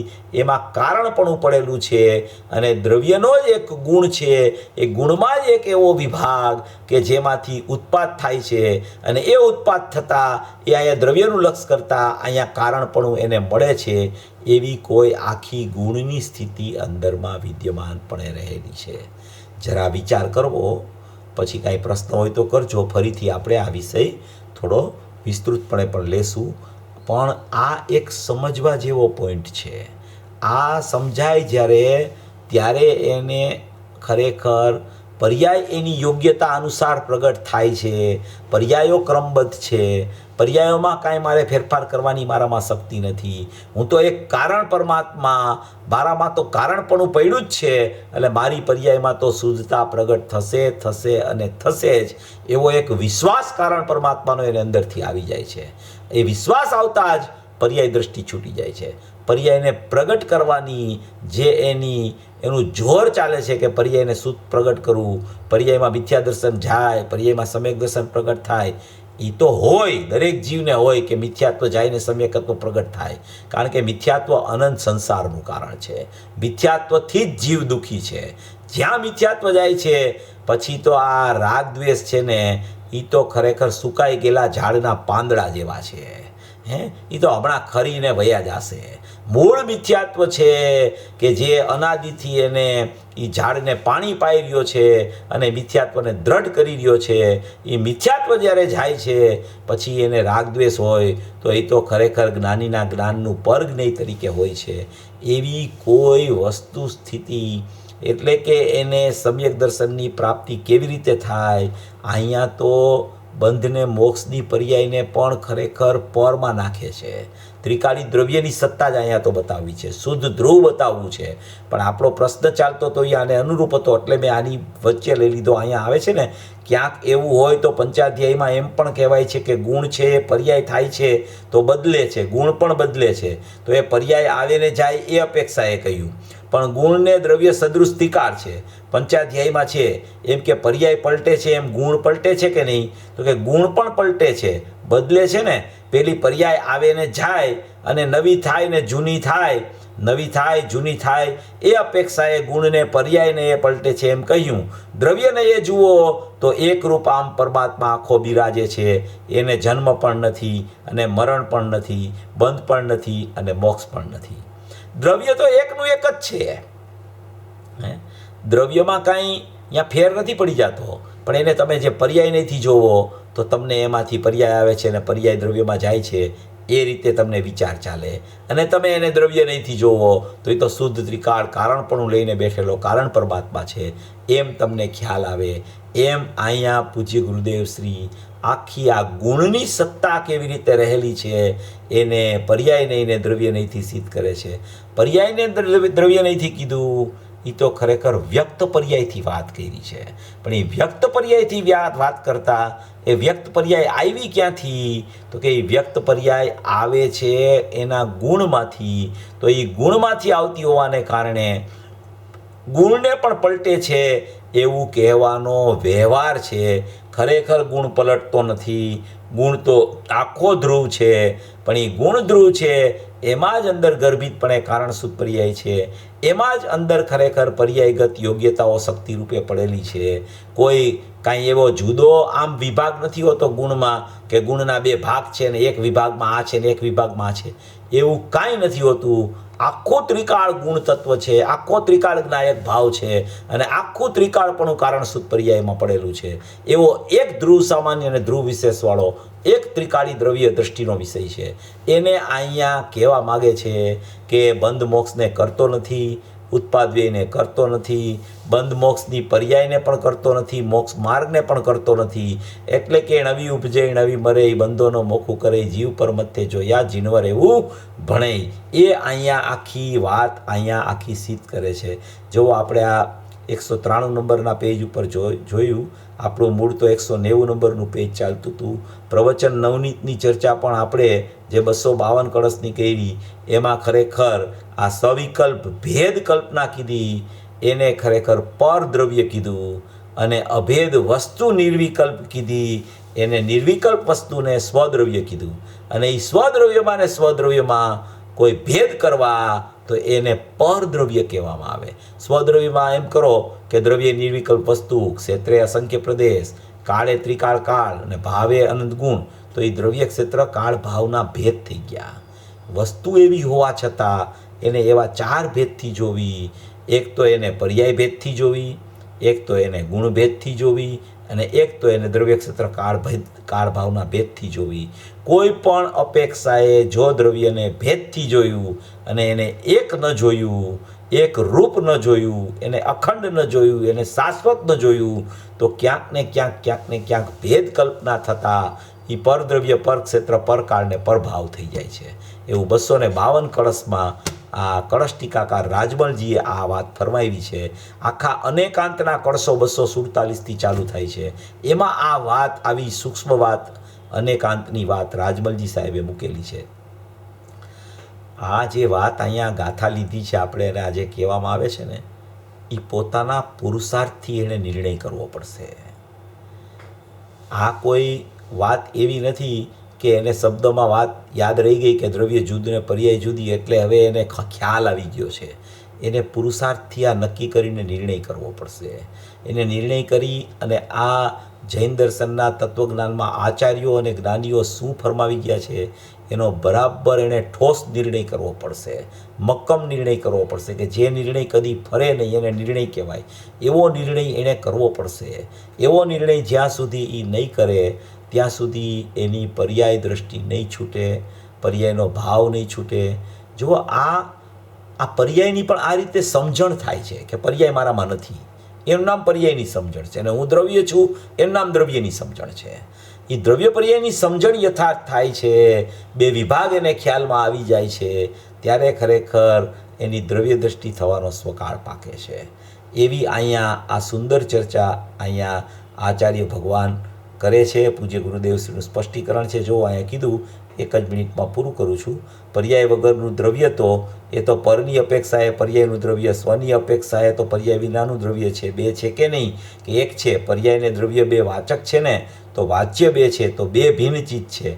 ખરેખર તો દ્રવ્ય પર્યાયને અડ્યું નથી, એ નથી આવતું. આપણે 49 ગાથામાં સમયસાર અલિંગ્રહણમાં પર્યાયને દ્રવ્ય અડતું નથી. 49માં આવે છે, વ્યક્ત અવ્યક્તનું એક સાથે જ્ઞાન હોવા છતાં વ્યક્તને પ્રભુ સ્પર્શતો નથી, પર્યાયને આત્મા અડતો નથી. આહા જુઓ એ જીનવરની કથની, આહા ભાઈ તારી સ્થિતિ આવી છે, એને તું લક્ષમાં તો લે. એ ભગવાન આત્મા તેને લક્ષમાં લેનારી પર્યાયમાં આવતો નથી. ભગવાન આત્મા લક્ષમાં લે છે જે પર્યાય, એમાં પણ ભગવાન આત્મા આવતો નથી. જે અભેદ થાય છે દ્રવ્ય સાથે એમ કહેવામાં આવે કથનચિત અભેદ, એ કથનચિત અભેદ પર્યાયમાં પણ ખરેખર દ્રવ્ય આવતું નથી. આવું છે બાપુ, આ તો વિતરાગ સ્વરૂપની વાત છે. ભગવાન આમાં રાગથી રાજીપા થવા અને હરખને હોંસો આદિ બાપા એ તો ઉન્માદતા છે. અહીં તો પરમાત્મા પોતે જીનવરદેવ એમ કહે છે કે એને અમે જીવ કહીએ છીએ કે જે બંધ મોક્ષની પર્યાયમાં આવતો નથી. એ 191 પેજ ઉપરથી આપણે પછી ફરી વાર લેશું. આવું એક બહુ સુંદર સ્વરૂપ આમાં વર્ણવવામાં આવ્યું છે. આ રીતે જીવ ખરેખર એનો નિર્ણય કરે તો ખરેખર એવા જીવનું મોક્ષ માર્ગમાં પ્રયાણ થાય, એવી મંગલ ભાવના.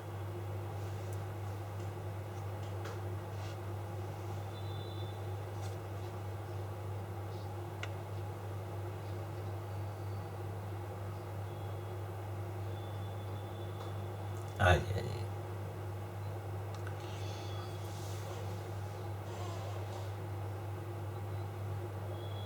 હા, નિર્મળ પર્યાય. વિકારી પર્યાયની યોગ્યતા તો શું છે કે એ તો આખો પરલક્ષી ભાવ છે, અને અહીંયા અત્યારે નિર્મળ પર્યાય સ્વલક્ષી ભાવે છે, એટલે સ્વલક્ષી ભાવોની યોગ્યતા અહીંયા સિદ્ધ કરવી છે ટૂંકમાં. એટલે નિર્મળ પર્યાયની યોગ્યતા લેવાની એમાં.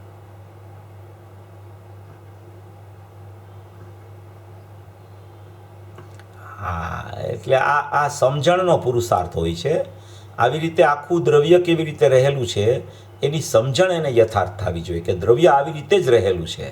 તો ક્યાંય ગુરુદેવ એને કારણ પરમાત્મા નિયમસારમાં, આખા નિયમસારમાં કારણ પરમાત્મા કીધો. હવે ગુરુદેવ ઘણીવાર એને અકારણ પણ કહે. પાછા ગુરુદેવ અકારણ કહીને પાછું એમ સિદ્ધ કરે કે ભાઈ અકારણ કીધો એટલે મોક્ષ માર્ગની પર્યાય મોક્ષનું કારણ છે. એ અપેક્ષાએ મોક્ષ માર્ગની પર્યાયને કારણ કીધું ને મોક્ષ માર્ગની પર્યાયને કારણ કીધું ને મોક્ષને કાર્ય કીધું, અને આત્માને અકારણ કીધો. પણ ખરેખર તો કારણ પરમાત્મા જ કારણ છે, કારણ કે મોક્ષ માર્ગની પર્યાય તો કારણ પરમાત્માને આશ્રય થઈ છે. એટલે ખરેખર તો કારણ પરમાત્મા કારણ બને છે, પણ એ કારણ બનવા જાતો નથી, પર્યાય એને કારણ બનાવે છે. એમ અહીંયા વિચારમાં લેવાનું છે, એ રીતે સિદ્ધ કરવું. કોઈ એમ કે ભાઈ અકારણ પરમાત્મા જ છે, અકારણ પરમાત્મા જ છે, એટલે કારણ પરમાત્મા પણ કંઈ છે જ નહીં, તો કે એવું બિલકુલ નથી. કારણ કે આખા નિયમસારમાં પદ્મ પ્રબલધારી દેવ જે 212 કળશમાં લખી ગયા છે કે હું તીર્થંકર થવાનો છું, એણે કારણ પરમાત્માનું વર્ણન કર્યું છે. એટલે એને કારણ પરમાત્મા તરીકે ન જોવો એનું કારણ શું છે કે ભાઈ બંધની પર્યાયનો પણ જો કારણ નથી બનતો, તો મોક્ષની પર્યાયનો કારણ કેવી રીતે બને કે પૂર્વે બંધની પર્યાય હતી તો એનો કારણ બની જશે. એટલે એ અપેક્ષાએ એને અકારણ કીધો, પણ આ પર્યાય એને લક્ષ કરે ત્યારે તો એને કારણ બનાવે છે. ત્યારે ત્યાં બંધ પર્યાયની ચર્ચા નથી, મોક્ષ પર્યાયની, મોક્ષ માર્ગની ચર્ચા છે.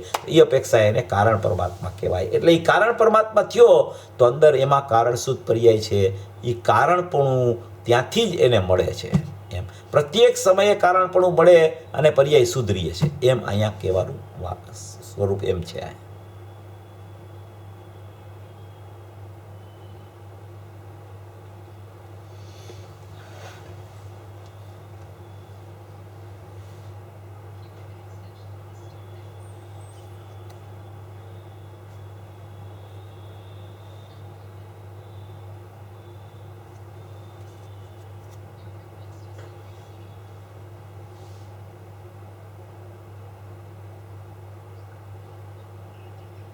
હાજી હાજી.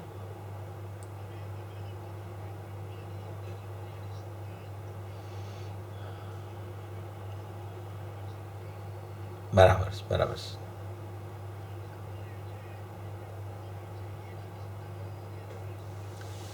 ના, કારણસૂત પર્યાયની સત્તા તો દ્રવ્ય સાથે એકરૂપ છે, એમાં કાંઈ ભેદ નથી હોતો. એ તો અખંડ સત્તા છે. દ્રવ્યમાં કારણસૂત પર્યાયની અખંડ સત્તા છે. ખરેખર કારણસૂત પર્યાય તો ભેદ પાડીને સમજાવવામાં આવે છે. બાકી કારણસૂત પર્યાય છે એ પોતે એક અખંડ દ્રવ્ય જ છે. એ ધ્રુવ વિશેષ ને ધ્રુવ સામાન્યના ભેદ પાડીને સમજાવવામાં આવે છે. બાકી આખું દ્રવ્ય જ છે, એમાં કોઈ ત્રીજી સત્તા નથી, એ એક જ સત્તા છે. પણ ગુરુદેવે ઘણી જગ્યાએ એનું સ્પષ્ટીકરણ એવી રીતે પણ કર્યું છે કે કારણસૂત પર્યાયને સ્વભાવ કહે અને ગુણો સહિતનું દ્રવ્ય છે એને શક્તિ કહે. તો એ શક્તિરૂપ આખું ધ્રુવ સામાન્ય છે અને સ્વભાવરૂપ છે એ આખું ધ્રુવ વિશેષ છે. પણ એ ધ્રુવ વિશેષ અને ધ્રુવ સામાન્ય એ શક્તિરૂપ સ્વભાવ છે આખો. તો એને એ શક્તિરૂપ સ્વભાવ ગણીને એને દ્રષ્ટિનો વિષય કહેવામાં આવે.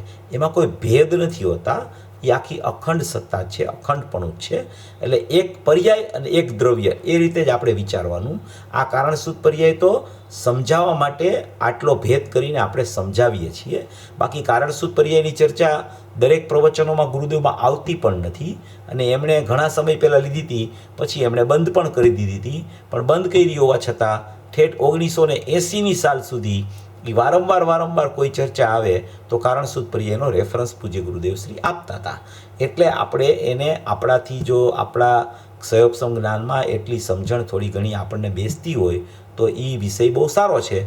ગુરુદેવ તો એની બુકમાં લખે છે કે આ તો મહિમાની વાત છે, હૃદયના અંતરના હૃદયની વાત છે, આ તો આચાર્યોના હૃદયના એમ કે એવી અમૃત જેવી વાત છે, મીઠી મહેરામણ જેવી વાત છે, એમ કરીને ગુરુદેવ એને બહુ મલાવે ટૂંકમાં. એટલે એ રીતે એ અભેદ જ છે, એમાં કોઈ ત્રીજી સત્તા નથી હોતી, અખંડ સત્તા છે.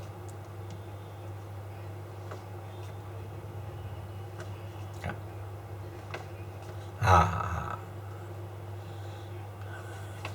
હા હા અંદરનું નિમિત્ત કહી શકાય એને કહી શકાય અંદરનું નિમિત્ત એકદમ. કારણ કે એ ઉપાદાન તો પોતાનું ક્ષણિક ઉપાદાન તો પોતાની પર્યાયનું છે, પણ એ સમયે એ આત્માને દ્રવ્યને નિમિત્ત બનાવે છે. એ નિમિત્ત બનાવે છે એટલે નિમિત્ત તો પર વસ્તુમાં લાગુ પડતું હોય, ત્રિકાળી દ્રવ્યમાં નિમિત્ત લાગુ ન પડે, પણ એનો સ્વભાવ જે આખો કારણસૂત્ર પર્યાયમાં શ્રદ્ધા ગુણને ધારો કે સમ્યક થવું હોય તો એ શ્રદ્ધા ગુણની કારણસૂત્ર પર્યાયમાં એનું કારણપણું પડ્યું છે. તો શ્રદ્ધા ગુણની પર્યાય જ્યારે આ હું દ્રવ્ય છું એમ અહમ કરે તો અહમ કર્યું એટલે એ શ્રદ્ધા ગુણની પર્યાય સમ્યક થઈ ગઈ. તો એ સમ્યક કેવી રીતે થઈ? તો કે અંદરમાં એની કારણસૂત્ર પર્યાય હતી ને એમાંથી એને કારણપણું મળ્યું, અને આ પર્યાયે કારણપણું કાર્યપણું ત્યાંથી લીધું, એવો વ્યવહારથી કહેવામાં આવે. ખરેખર કાંઈ કારણ દેતી નથી, કાર્ય લેતી નથી, પણ ત્યાં ગઈ છે આ પર્યાય અને એમાં કારણપણાનો ધર્મ છે એટલે એમ કહેવામાં આવે છે. કાર્ય તો સત્કારકથી પોતાથી સતપણે થાય છે, પણ અહીંયા કારણપણું પણ અંદરમાં છે. જો અહીંયા કારણપણું ન હોય, એક બીજો ન્યાય તમને કહું કે જો એમ સમજી લ્યો કે ભાઈ આ કારણપણાની કાંઈ જરૂર નથી, તો શ્રદ્ધાની પર્યાય અહીંયા અહમ કરી અને ત્રિકાળી દ્રવ્યમાં શુદ્ધપણે એકલી શુદ્ધ થઈ ગઈ 100%. તો જ્ઞાનની પર્યાય આંશિક શુદ્ધ થઈ, ચારિત્રની પર્યાય આંશિક શુદ્ધ થઈ, અનંત ગુણની અનંત પર્યાય આંશિક શુદ્ધ થઈ. હવે એણે અવલંબન તો આખા દ્રવ્યનું લીધું છે. બધી પર્યાયો એકરૂપ પરિણતિ બનીને દ્રવ્યમાં અહમ કરે છે. તો પછી શા માટે બીજા ગુણોની પર્યાય આંશિક શુદ્ધ થઈને શ્રદ્ધાની પર્યાય 100% શુદ્ધ થઈ ગઈ ચોથે ગુણ સ્થાને? તો એનો ન્યાય ગુરુદેવ આપે છે કે ભાઈ તે એની તત્સમયની યોગ્યતા એવી હતી પર્યાયની. આ એક ન્યાય છે, તત્સમયની યોગ્યતા એક હતી.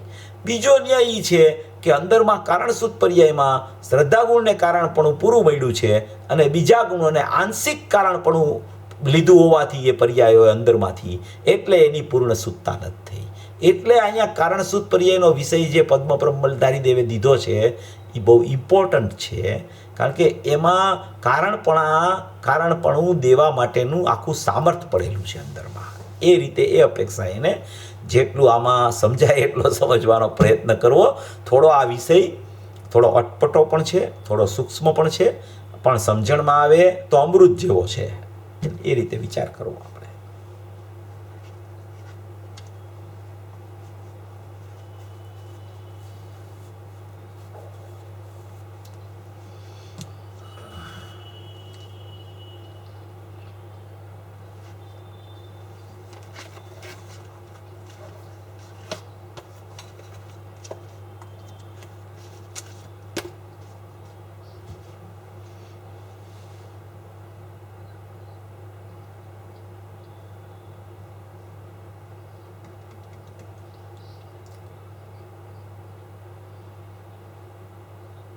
આજે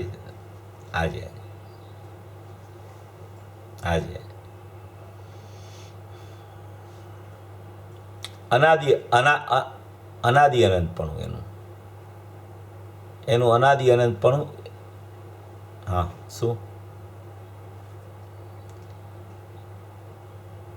હા બરાબર છે.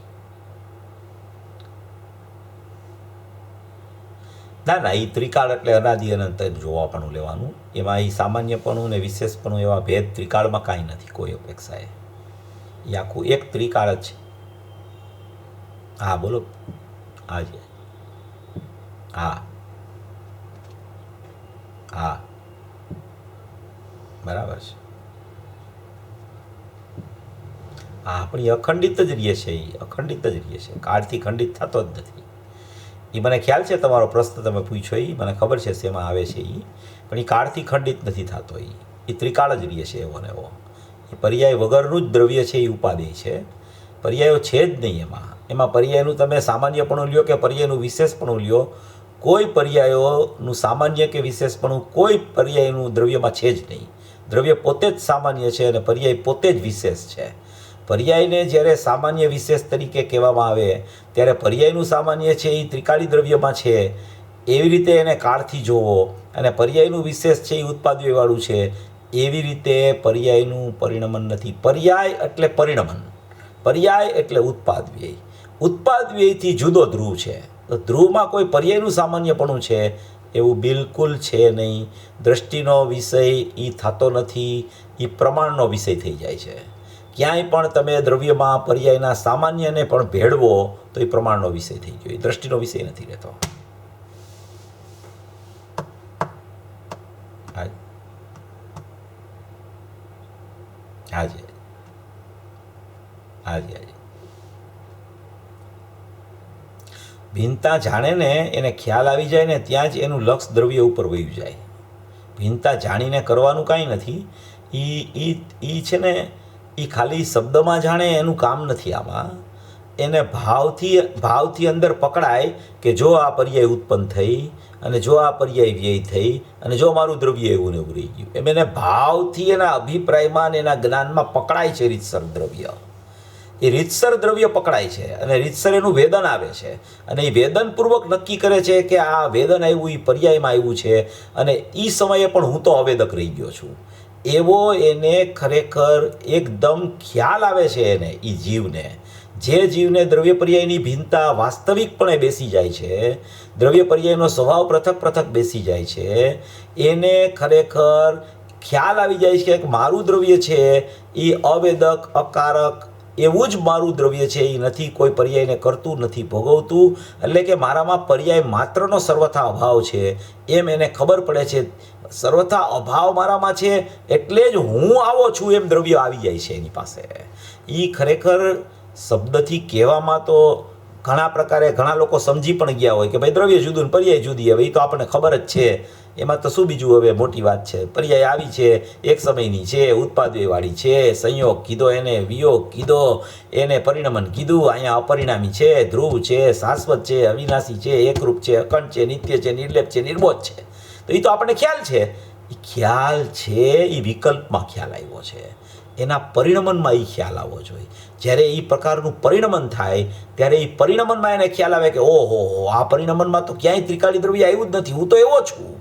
એ અવેદક પડે, એ અવેદકનું એવી રીતે વેદન એને આવે છે કે એ અવેદકપણે રહી જાય છે, વેદન પર્યાયમાં આવી જાય છે, અને એ અવેદક ને વેદકના ભેદ વિકલ્પો તૂટી જાય છે. ત્યારે એને આનંદમય પરિણમન થાય છે.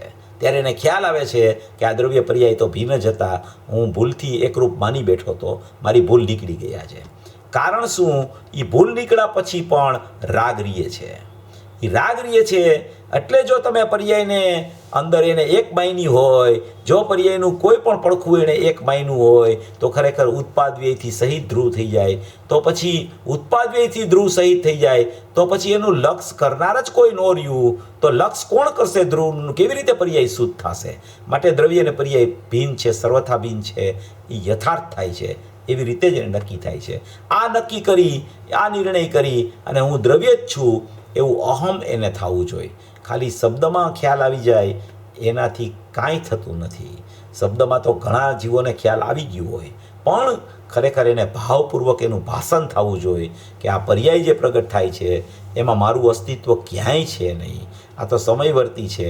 કારણ કે ફરતો ભાવ છે ને, એક સમય એક ભાવ આવ્યો, પાછો બીજે સમયે ફેર્યો, પાછો ત્રીજે સમયે ફેર્યો, પાછો ચોથો સમય ફેર્યો. એને પોતાને ખબર પડે કે જો આ પૂર્વ પર્યાય હતી ને એના કરતાં આ પર્યાયમાં ભાવ ફેર્યો, ભલે અસંખ્ય પર્યાય વહી જાય પણ એને ખબર પડે કે આ પર્યાયોમાં ભાવ ફરતો જાય છે અને એ સમયે ત્રિકાળી દ્રવ્ય એવું ને એવું એકરૂપ રહે છે, એમ એને પકડાય જ્ઞાનમાં. એ જ્ઞાનમાં પકડાવા માંડે ને ત્યારે એને ખરેખર સમ્યક થવાનો સ્વકાળ હમણાં પાકશે એવું એને ખબર પડી જાય. એવી આ સ્થિતિનું વર્ણન છે. એ રીતે એને વિચાર, પુરુષાર્થ તો દરેકે પોતે કરવાનો છે. વસ્તુ સ્વરૂપ તો જીનેન્દ્ર પરમાત્માએ બતાવ્યું એવું આચાર્યો લખી ગયા, એવું જ્ઞાનીઓ કહી ગયા છે.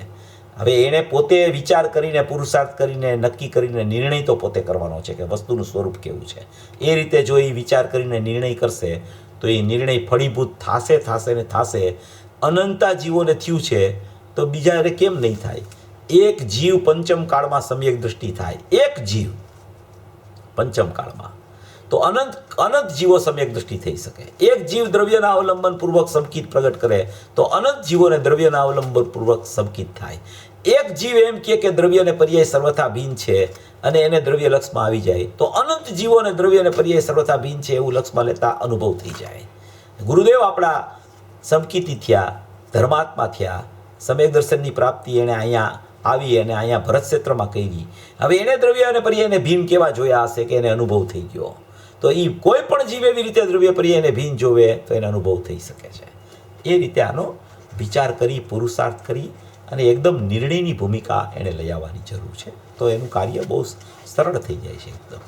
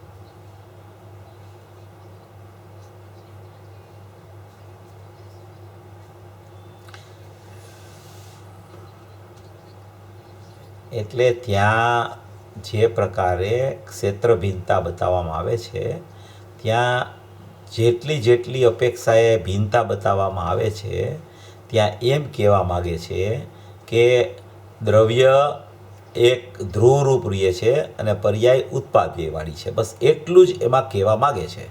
પછી એની ઘણી અપેક્ષાઓથી એ સિદ્ધ કરતા હોય કે દ્રવ્યનું દ્રવ્ય જુદું, પર્યાયનું દ્રવ્ય જુદું. તો કાંઈ દ્રવ્યનું દ્રવ્ય કાંઈ જુદું હોય ને પર્યાયનું દ્રવ્ય કાંઈ જુદું હોય એવું તો ન હોય. પણ અહીંયા પર્યાયની સર્વથા ભિન્નતા બતાવવા માટે આ પ્રકારો સિદ્ધ કરે છે. એટલે એ પ્રકારો જ્યારે સિદ્ધ કરતા હોય ત્યારે એ રીતે આપણે વિચાર કરવો કે આ દ્રવ્ય પર્યાયની ભિન્નતાનું સ્વરૂપ બતાવવા માગે છે. પર્યાયની પ્રીતિ એને છોડવા માટે આ બધા વિભાગો કરી અને એને બતાવવા માગે છે. કાંઈ એવી રીતે કાંઈ આમ દ્રવ્ય કાંઈ પર્યાયનું જુદું છે અને દ્રવ્ય ત્રિકાળી દ્રવ્ય કાંઈ જુદું છે એમ નથી કહેવા માગતા. બે દ્રવ્ય નથી કહેવા માગતા. એક જ દ્રવ્યના બે ભેદ છે પણ એમાં પર્યાયની સત્તા સર્વથા ભિન્ન છે, દ્રવ્યની સત્તા સર્વથા ભિન્ન છે. એમ અહીંયા સિદ્ધ કરવા માગે છે. એ રીતે એણે વિચારમાં લેવું. ક્ષેત્રભેદનો વિષય થોડો એવો છે કે ભાવે ભિન્નતા જીવને બેસી જાય, ક્ષેત્ર ભિન્નતા બેસવી થોડી કઠણ પડે છે. કારણ કે ક્ષેત્ર છે ને એ પર્યાયનું ક્ષેત્ર કાંઈ નીકળી નથી જતું.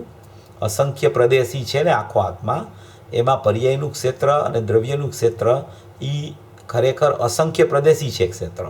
જ્યાં સુધી પર્યાયના અંશમાં રાગાદી ભાવ છે, ત્યાં સુધી આશ્રવ ભાવ છે, ત્યાં સુધી તેટલા પર્યાયના ક્ષેત્રને જુદું ગણવામાં આવ્યું છે.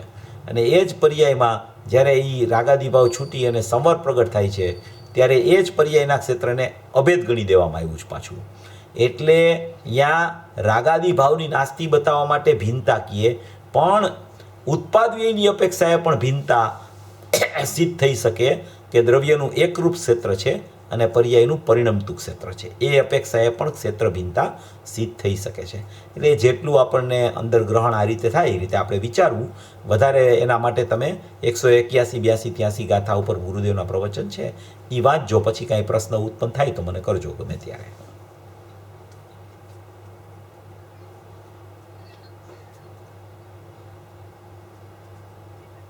હાજી.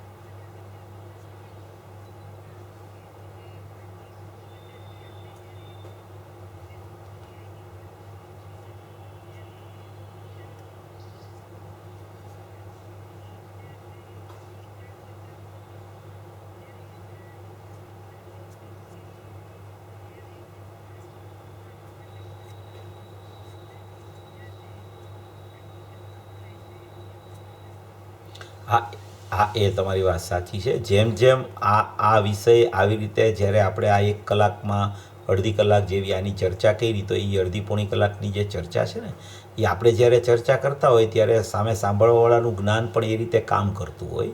અને એ રીતે જો એનું જ્ઞાન કામ કરતું થાય ને, એને પુરુષાર્થ કહેવામાં આવે. એ રીતે જ્ઞાન કામ કરે ને એને પુરુષાર્થ કહેવામાં આવે. ખાલી શબ્દથી મૂલવણી નહીં કરવાની, એને ભાવથી પકડવાનો પ્રયાસ કરવાનો. તમારી વાત સાચી છે કે એને ભાવથી પકડવું, હંમેશા ભાવથી વિચાર લેવો એને ટૂંકમાં. હા હા, એ તો એકાગ્રતાપૂર્વક જ.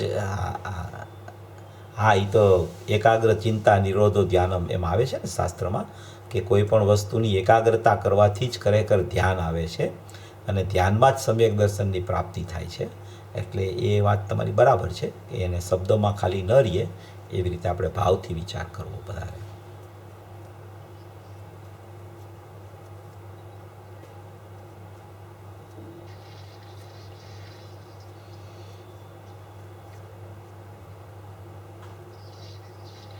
हाँ, आ रही बताइए.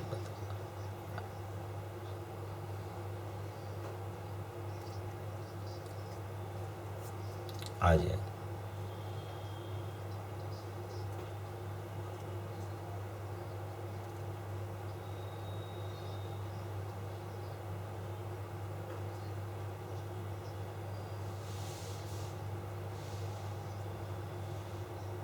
हाँ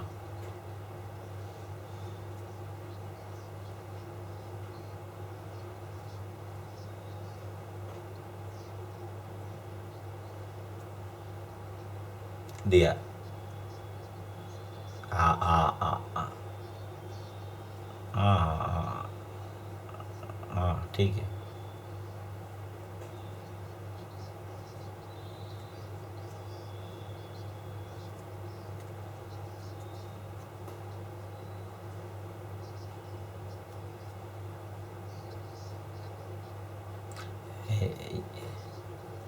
हम्म हम्म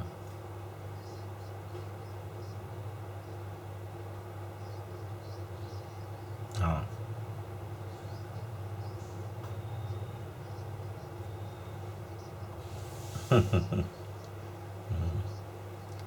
हाँ, ये थोड़ा नहीं नहीं, ये आपकी बात सही है. ये ये वस्तु ऐसी है.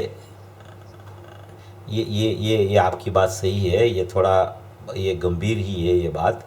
प्रदेश भिन्नता वाली बात है ना, वो ऐसी ही है. क्योंकि ये इतना सूक्ष्मता से शायद जीव न पण समझ पाए. तो मैं राग से पृथक हूँ, ज्ञानमय आत्मा हूँ, इसमें भी भेद ज्ञान हो सकता है. ऐसा नहीं है कि इसकी इतनी सूक्ष्मता करने से ही उसको अनुभूति होवे. ऐसा कुछ नहीं होता. ये तो अपने को आचार्य भगवान और गुरुदेव ने इतना स्पष्टीकरण किया है, और अपने सामने ये बात आई है, इसलिए अपन इसकी चर्चा करते हैं. बाकी एक्चुअली ये बहुत सूक्ष्म भी हो जाता है. ये बात सही है. देखो, ये गुरुदेव ने यहाँ, मैं 1-2 मिनट में पढ़ के बताता हूँ आपको, थोड़ा पता चलेगा, फिर आप इसको देख लेना, पढ़ लेना. समयसार सिद्धि 6 नंबर का भाग है, 437 नंबर का पेज है। उसमें पूज्य गुरुदेव श्री ने स्पष्ट किया है, नीचे का पैराग्राफ है, नीचे से ऊपर का, असंख्य प्रदेश है, उसमें जितने अंश में जितने क्षेत्र में से आश्रव होता है उसको प्रदेश भिन्न गिनने में आया है, उसका प्रदेश पृथक गिनने में आया है। सूक्ष्म बहु असंख्य प्रदेश में से उसका प्रदेश भिन्न गिनने में आया है तो असंख्य प्रदेश, देखो असंख्य प्रदेश को निकाल नहीं रहे, है तो असंख्य प्रदेश, मगर जितने क्षेत्र में से आश्रव उत्पन्न होता है वो क्षेत्र भिन्न, उसका प्रदेश भिन्न, जिसमें आत्मा निर्मलानंद पड़ा है वो प्रदेश भिन्न और उसका निर्मल क्षेत्र भिन्न। ऐसे आश्रव का प्रदेश की भिन्न का बता के फिर ये प्रवचन में बहुत बहुत बात कही है गुरुदेव ने। इसको आप थोड़ा एक बार है ना गुरुदेव का प्रवचन सुन लेना और ये सामने बुक रखना, तो आपको बहुत सा क्लियर हो जाएगा। फिर भी कोई प्रश्न उठे तो अपन चर्चा कर लेंगे। ये आप पेज नंबर 437 मैंने बताया और उसका प्रवचन नंबर भी आपको मैं बता देता हूँ। उसका प्रवचन नंबर है 257, प्रवचन नंबर 257, समयसार सिद्धि भाग 6 और संवर अधिकार की पहली 3 गाथा, उपयोग में उपयोग है, उपयोग में क्रोधादि नहीं है। वो गाथा में ये स्पष्टीकरण पूज्य गुरुदेव श्री ने, इसके 2-3 प्रवचन है, वो सब आप सुन लेना एक बार, तो ये प्रदेश भिन्नता वाला चैप्टर आपका एकदम क्लियर हो जाएगा। और वो क्लियर हुआ तो हाँ,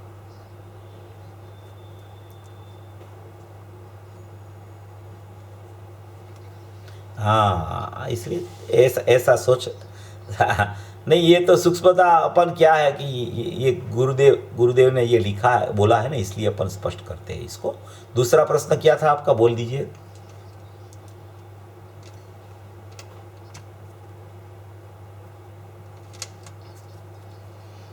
हाँ हाँ हाँ, कोई वो गुरुदेव ने बोला है एक जगह पे कि कारण शुद्ध पर्याय कोई जीव के ख्याल में न होवे तो भी उसको आत्मा की अनुभूति हो सकती है। ऐसा नहीं है कि उसको, जिसको कारण शुद्ध पर्याय ख्याल है उसको ही अनुभूति हो सकती है, ऐसा बिल्कुल नहीं है। इसलिए इसको समझना ही पड़ेगा मेरे को, नहीं तो मेरे को क्या होगा, मेरी अनुभूति नहीं होगी, ऐसा बिल्कुल सोचने लायक नहीं है। ये तो यहाँ मेरे को प्रश्न किया था पिछले फ्राइडे को, इसलिए मैं इसका स्पष्टीकरण कर रहा हूँ और मुझे ये विषय पता भी है, इसलिए मैं कहता हूँ।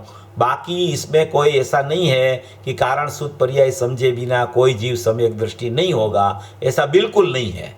इसलिए ऐसे इस तरीके से जितना अपना क्षयोपशम में बात बैठे है उस अपेक्षा से अपने को समझना चाहिए और उसमें भी अनुभूति हो सकती है। अरे तिर्यंच को अनुभूति हो सकती है कि जिसको कुछ पता ही नहीं है, तो मनुष्य को क्यों नहीं होगी? उसको क्या जरूरत है कारण शुद्ध पर्याय की, है? वो तिर्यंच को कहाँ पता है कारण शुद्ध पर्याय कहाँ है, वो तो भी उसको अनुभूति हो सकती है।